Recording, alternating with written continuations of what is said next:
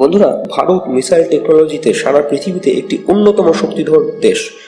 আর ভারত একের পর এক অত্যাধুনিক প্রযুক্তির শক্তিশালী মিসাইল টেস্ট করে সারা পৃথিবীকে অবাক করে দিয়েছে। আর এখন এমন এক শক্তিশালী বিএমডি শিল্ড তৈরি করে ফেলেছে যে ভারত এখন একটি ব্যালিস্টিক মিসাইল প্রুফ কান্ট্রিতে পরিণত হয়েছে।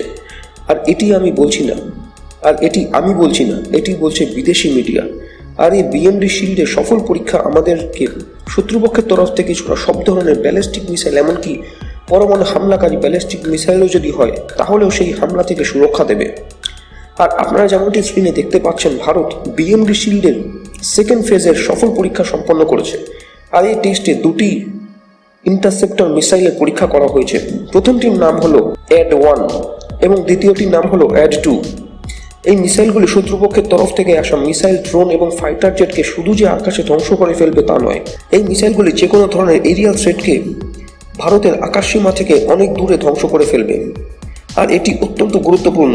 তার কারণ হলো শত্রুপক্ষ যদি পরমাণু হামলা করার জন্য মিসাইল ফায়ার করে, তাহলে সেই মিসাইলকে ইন্টারসেপ্টর মিসাইলের সাহায্যে শুধু আকাশে ধ্বংস করলেই হবে না, এটি নিশ্চিত করতে হবে শত্রুপক্ষের তরফ থেকে ছোড়া মিসাইলটিকে ভারতের আকাশসীমার ভেতরে প্রবেশ করার আগেই যেন ধ্বংস করে ফেলা হয়।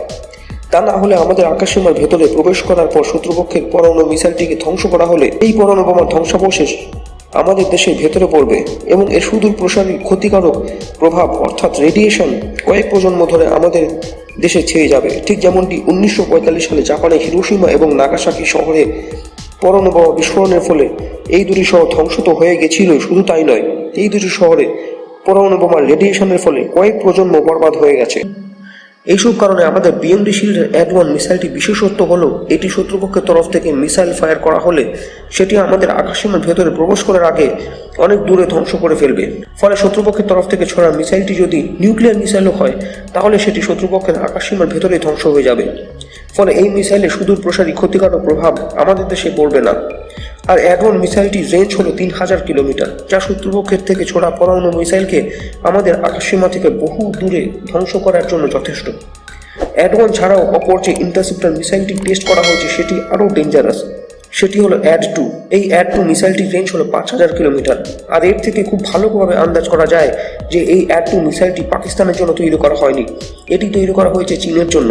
অর্থাৎ চীনের যে কোনো শহর থেকে যদি কোনো পরমাণু মিসাইল হামলা করার চেষ্টা করা হয়, তাহলে ভারতের বিএমডি শিল্ডের অ্যাড-2 মিসাইল চীনের থেকে ছোড়া পরমাণু মিসাইলটিকে চীনের ভেতরে ধ্বংস করে ফেলবে।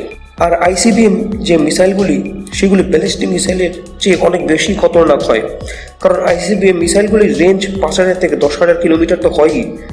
এছাড়াও এই মিসাইলগুলি ফায়ার করা হলে এগুলি প্রথমে অন্তরিক্ষে চলে যায় এবং তারপর সেখান থেকে যখন আবার পৃথিবীর বায়ুমণ্ডলের ভেতরে প্রবেশ করে, তখন এই মিসাইলের গতিবেগ ভয়ঙ্করভাবে বেড়ে যায়, যা প্রায় 15 থেকে 20 ম্যাক পর্যন্ত পৌঁছে যায়। এবং এই গতিবেগে শত্রুপক্ষের তরফ থেকে ছোটা পরমাণু মিসাইলটিকে শত্রুপক্ষের আকাশসীমার ভেতরেই ধ্বংস করে ফেলবে। আর এই বিএমডি শিল্ড তৈরি করা অত্যন্ত ক্রিটিক্যাল একটি কাজ। সেই জন্য সারা পৃথিবীতে মাত্র হাতে গোনা কয়েকটি দেশ যেমন আমেরিকা এবং ইসরায়েল এই বিএমডি শিল্ড তৈরি করতে পেরেছে। আর তারপরে আমাদের দেশ ভারত এই বিএমডি শিল্ড সফলভাবে তৈরি করতে পেরেছে। এমনকি সারা পৃথিবীতে মিসাইল টেকনোলজিতে সবচেয়ে এগিয়ে রাশিয়াও 100% সফলভাবে এই বিএমডি শিল্ড তৈরি করে উঠতে পারেনি। আর চায়নাতেও বহু বছর যাবৎ বিএমডি শিল্ড তৈরি করার জন্য বিলিয়ন বিলিয়ন ডলার জলের মতো খরচা করে যাচ্ছে, কিন্তু তৈরি করতে পারেনি। সেই জন্য এটি আমাদের কাছে একটি বিরাট বড় গর্বের বিষয় যে আমাদের ডিআরডিও বিজ্ঞানীরা 100% সফলভাবে বিএমডি শিল্ড তৈরি করে ফেলেছে। আর আগামী কয়েক মাসের মধ্যেই ভারতের বিএমডি শিল্ড আমাদের সেনাবাহিনীর হাতে তুলে দেওয়া হবে, যা আমাদের সেনাবাহিনীকে বহুগুণ শক্তিশালী করে তুলবে। তো বন্ধুরা, এই বিষয়ে আপনাদের কি মতামত তা কমেন্ট করে জানান এবং ভিডিওটি ভালো লাগলে লাইক করে চ্যানেলটিকে সাবস্ক্রাইব করুন। ধন্যবাদ।